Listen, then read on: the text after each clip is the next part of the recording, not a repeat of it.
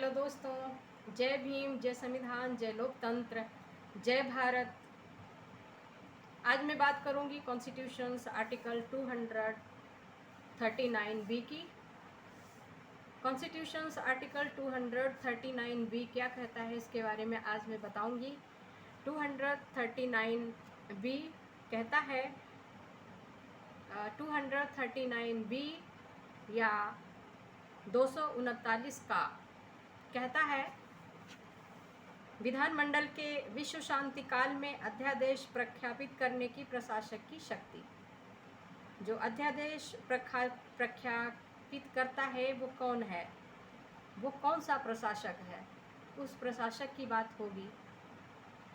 प्रशासक की शक्ति विधानमंडल के विश्रांति काल में अध्यादेश प्रख्यापित करने की शक्ति के बारे में ये अनुच्छेद बात करता है। तो ठीक है दोस्तों, चले पढ़ें, स्टार्ट करें। ठीक है, 239 B article says 239 B article says power of administrator to promulgate ordinances during recess of legislature। क्या कहता है 239 B says power of administrator to promulgate ordinances during recess of the legislature। Number 1, at any time except when the legislature of the Union Territory of Puducherry is in session, the administrator thereof is satisfied that circumstances exist which render it necessary for him to take immediate action. He may promulgate such ordinances as the circumstances appear to him to require, provided that no such ordinance shall be promulgated by the administrator except after obtaining instructions from the President in that behalf.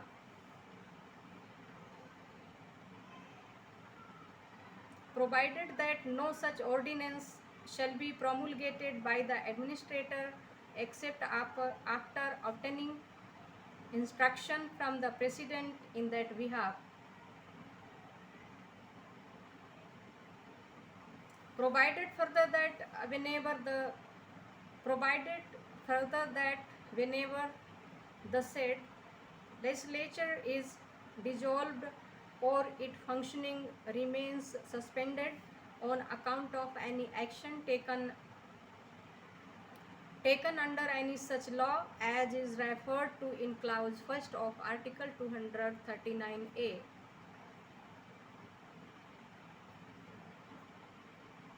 The administrator shall not promulgate any ordinance during the period of such dissolution or suspension। क्या कह रहा है? The administrator shall not promulgate any ordinance during the period of such dissolution or suspension। Number 2, an ordinance promulgated under this article in pursuance of instructions from the President shall be deemed to be an act of the legislature of the Union Territory।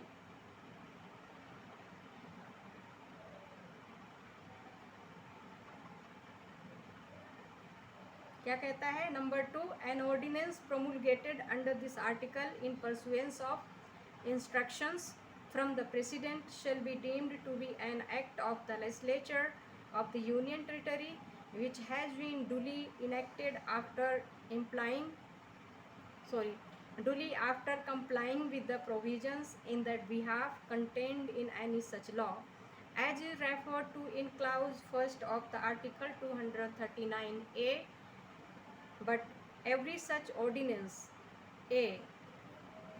Shall be laid before the legislature of the Union Territory and shall cease to operate at the expiration of 6 weeks from the reassembly of the legislature, or it. क्या कहता है? Number A number A कहता है shall be laid before the legislature of the Union Territory and shall cease to operate at the expiration of 6 weeks. 6 weeks की बात करता है, 6 सप्ताहों की, from the reassembly of the legislature, or if legislature of the if before the expiration of that period a resolution disapproving it is passed by the legislature upon the passing of the resolution, and number B, may be withdrawn at any time by the administrator after obtaining instructions from the president in that behalf.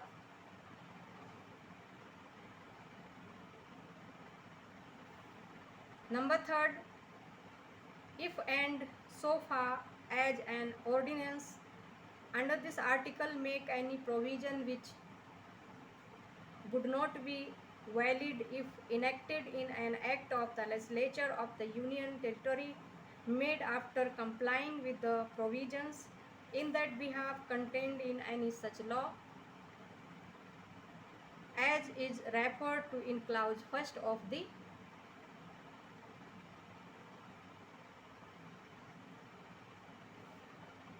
as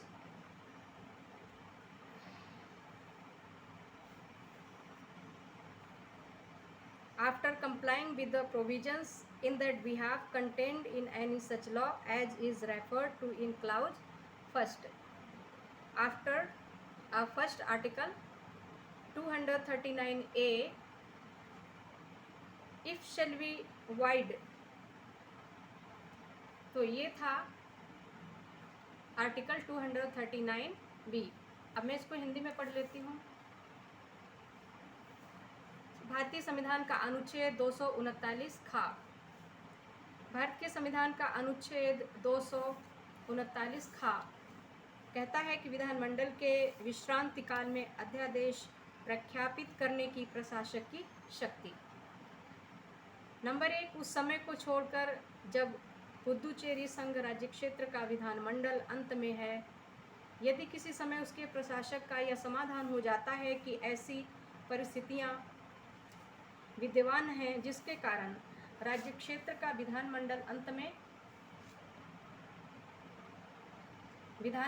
अंत में है, यदि किसी समय उसके प्रशासक का यह समाधान हो जाता है कि ऐसी परिस्थितियां विद्यमान हैं जिसके कारण तुरंत कार्यवाही करना उसके लिए आवश्यक हो गया है, तो वे ऐसे अध्यादेश प्रख्यापित कर सकेगा जो उसे उन परिस्थितियों में अपेक्षित प्रतीत हो.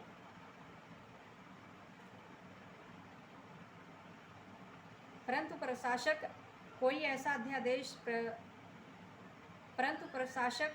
ऐसा अध्यादेश राष्ट्रपति से इस निमित्त अनुदेश अभिप्राप्त करने के पश्चात ही प्रख्यापित करेगा, अन्यथा नहीं.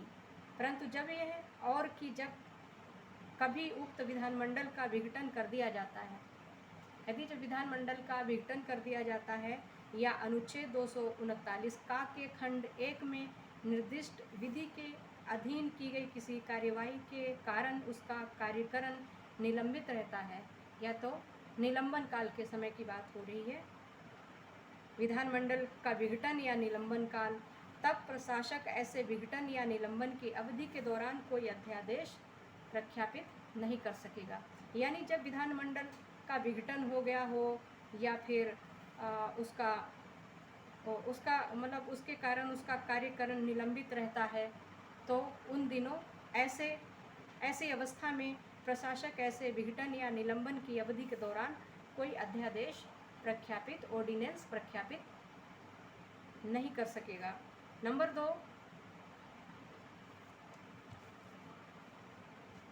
2 क्या कहता है? राष्ट्रपति के अनुदेशों के अनुसरण में इस अनुच्छेद के अधीन प्रख्यापित अध्यादेश संघ राज्य क्षेत्र के विधान मंडल का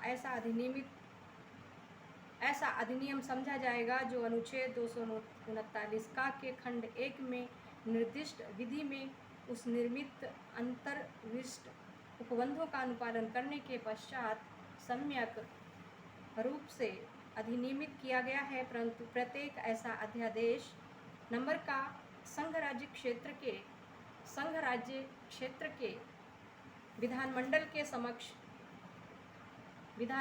समक्ष क्या होगा, विधानमंडल के समक्ष रखा जाएगा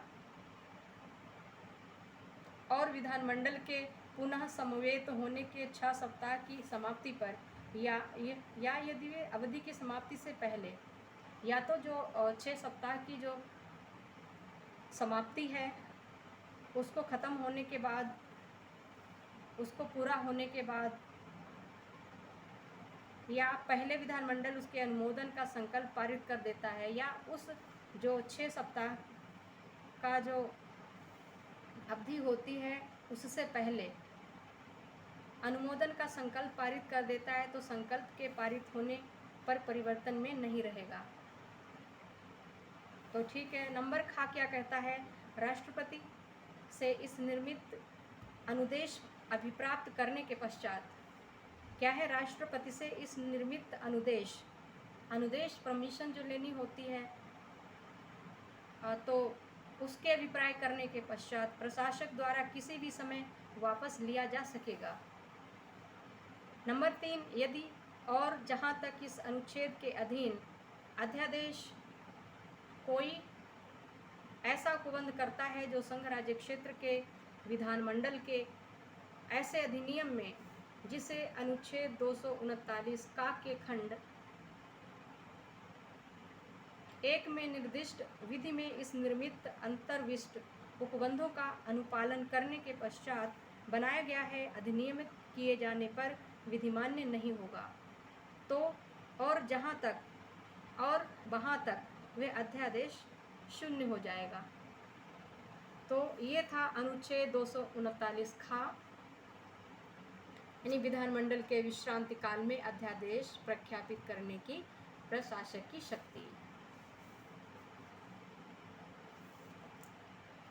कल मैं पढ़ूंगी अनुच्छेद 240 कुछ संघ राज्य क्षेत्रों के लिए विनियमन बनाने की राष्ट्रपति की शक्ति। कुछ राज्य क्षेत्रों के लिए विनियमन बनाने की राष्ट्रपति की शक्ति। वे राष्ट्रपति की शक्ति कि कहाँ है, अंडमान निकोबार द्वीप समूह के लिए, नंबर खा लक्षद्वीप के लिए, दादरा नगर हवेली के लिए, दमन और दीव के लिए और पुदुचेरी के लिए। तो मैं कल इसको पढ़ूंगी। तो दोस्तों आज के लिए इतना ही। जय भीम, जय संविधान, जय लोकतंत्र, जय भारत। मैं चाहती हूँ घर घर संविधान पहुँचे, क्योंकि संविधान की जागरूकता होगी तो लोग जागरूक होकर अच्छे नागरिक बनेंगे। नहीं तो क्या है, दंगे भड़काते रहेंगे देश में, कभी इस धर्म के खिलाफ, कभी इस जाति के खिलाफ, कभी कुछ, क्योंकि यूनाइट नहीं है हमारा देश। यूनाइट इसलिए नहीं है क्योंकि ब्रदरहुड की भावना नहीं है। ब्रदरहुड की भावना न होने की वजह बहुत गहरी जड़ें हैं उसके बारे में मैं बाद में बताऊंगी कि हमारा जो ऐसा इतिहास ही बीच में रहा है। एक हम बौद्ध काल को देखें जहाँ पे भ्रातृत्व की भावना थी, समानता थी, वहाँ पे अधिकतर पैट्रियार्की सिस्टम तो था पर कम था, मैट्रियार्की सिस्टम भी था। मात्र सत्तात्मक व्यवस्था और पितृसत्तात्मक व्यवस्था पर पितृसत्तात्मक गुलामी में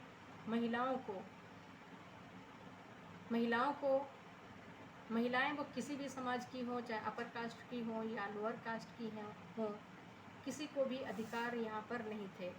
संविधान आने के बाद सभी वर्गों की महिलाओं को अधिकार मिले, सभी वर्गों के पुरुषों को अधिकार मिले, अपनी बात कोर्ट कचहरी में कहने का अधिकार मिला, कानूनी हक लेने का अधिकार मिला। तो ये संविधान की वजह से पूरे भारत के सिटीजन्स को सभी प्रकार के अधिकार मिले हैं। कहीं भी बस जाने का अधिकार, अपनी जीविका कमाने का अधिकार, अपना पार्टनर अपनी चॉइस से सेलेक्ट करने का अधिकार, तो ये सब क्या है, कोई भी पेशा करने का अधिकार है ना। तो ये सारे जो हैं अधिकार हमें संविधान देता है। सरकारें सेलेक्ट करने का, सरकारों को चुनने का अधिकार, कौन सी पार्टी को हम चुनें जो देश की तरक्की कर सके। तो ये सब क्या है, पूरे जो वर्ल्ड की डेमोक्रेसी है, तो उसी डेमोक्रेसी हमारी, पहली बात हम बता दें कि हमारे देश में जो है पार्लियामेंट्री डेमोक्रेसी है। पार्लियामेंट्री डेमोक्रेसी है, दो सदनी व्यवस्था है, राज्यसभा और लोकसभा और राष्ट्रपति। राज्यसभा, लोकसभा और राष्ट्रपति, इन तीनों से पार्लियामेंट बनती है। तो ठीक है दोस्तों, आज के लिए इतना ही। कल मैं बात करूँगी जो संघ राज्य क्षेत्र हैं, संघ राज्य क्षेत्र यूटीज हैं, उनकी मैं बात करूँगी कि उनमें कौन से, किस व्यक्ति का अधिकार होता है प्रशासन करने का। तो उस व्यक्ति को प्रशासक, वो कौन सा व्यक्ति है जो प्रशासक कहलाता है, और वो कौन कौन से यूटी संघ राज्य क्षेत्रों में मुख्य प्रशासक बनता है, और उसके ही अधीन सारे उस यूनियन टेरिटरी के कामकाज होते हैं। तो ठीक है, थैंक यू। जय भीम, जय संविधान।